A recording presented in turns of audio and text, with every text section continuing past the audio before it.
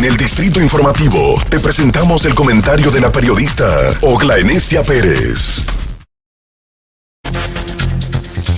Hace un momentito mis compañeras comentaban de cómo sería posible, o no entienden por qué el abogado de Fausto Miguel diría que él no es culpable del asesinato que el Ministerio Público le está imputando con relación a la muerte del señor Jorge Mera.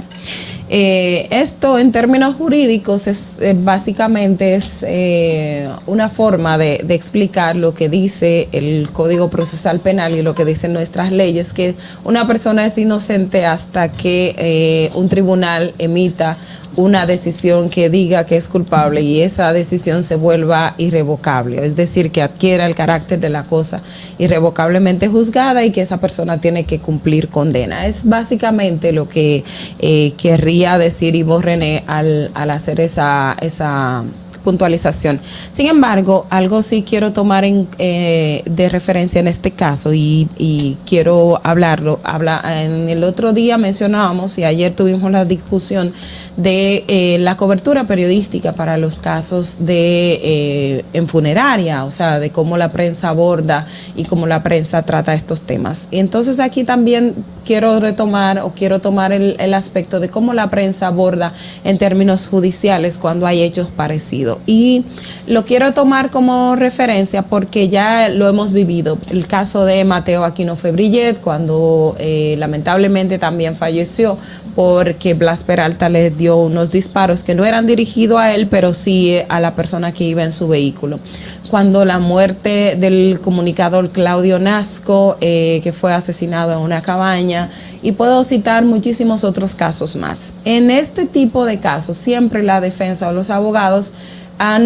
tienen su teoría de casos que en el juicio, y mi compañera Dolphy lo planteaba, para las familias cuando están viviendo ese proceso judicial, esto es nuevamente otro dolor. Eso es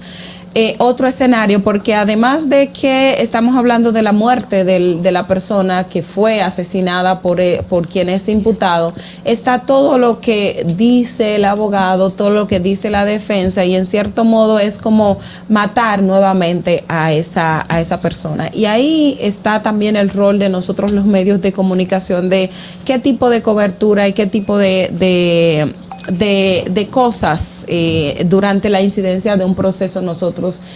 sacamos o damos a conocer a la población, porque a veces los abogados, y siempre lo he dicho y se lo planteo a quienes hemos estado en la fuente judicial, el abogado te dice muchísimas cosas, pero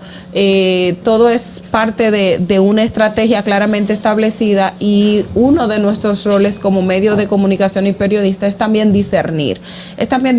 porque la comunicación tiene la responsabilidad social de qué es lo que estoy construyendo con eso. Si voy a apoyar a un abogado, a una defensa que su punto está en desacreditar a quien ya vilmente fue asesinado, en desmontar y revictimizar a una familia, o si simplemente estamos dando la información de acuerdo a las incidencias y todo lo que ocurra dentro del proceso judicial. Escuchaba a Guido Gómez Mazara, o leía a Guido Gómez Mazara, de hecho, llamar la atención a los abogados de que más allá de la defensa de que se vaya a tener de un imputado, es tener mucho cuidado de revictimizar a esa persona que ya fue asesinada. Y en los procesos judiciales en República Dominicana, lamentablemente, eso es lo que pasa a diario. Revictimizamos a quien ya fue asesinado, revictimizamos a una familia.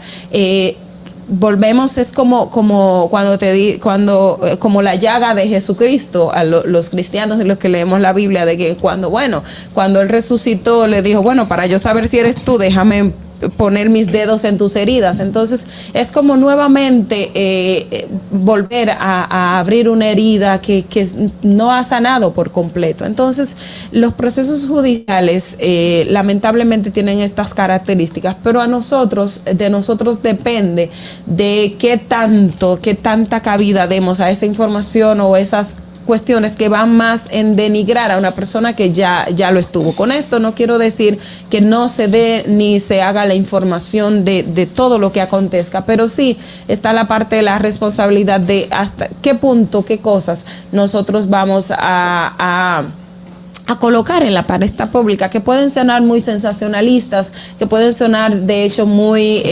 controversiales en algunos aspectos, pero simplemente es ponderar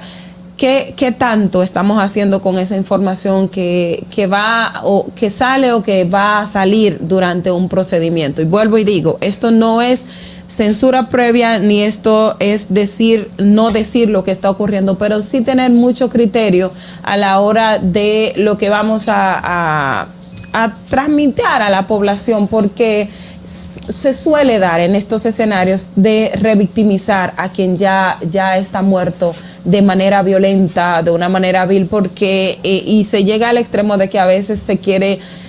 culpar al muerto de que lo mataron, es decir, decirle usted fue culpable de que lo asesinaran, y esto en ningún momento se debe de permitir, y lo he visto no solo ya en los casos que les he mencionado, sino también en otros casos ordinarios. Tomé esos dos casos porque fueron, digamos, los que tuvieron una gran cobertura mediática a nivel nacional por todo el impacto que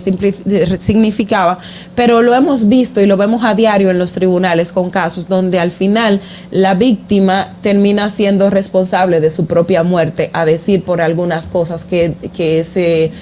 dilucidan en los tribunales, y que a veces los abogados por un tema,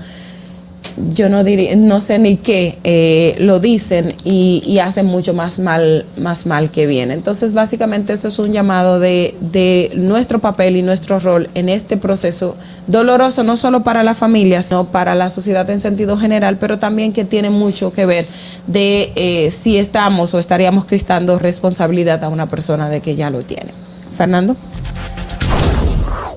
Distrito Informativo.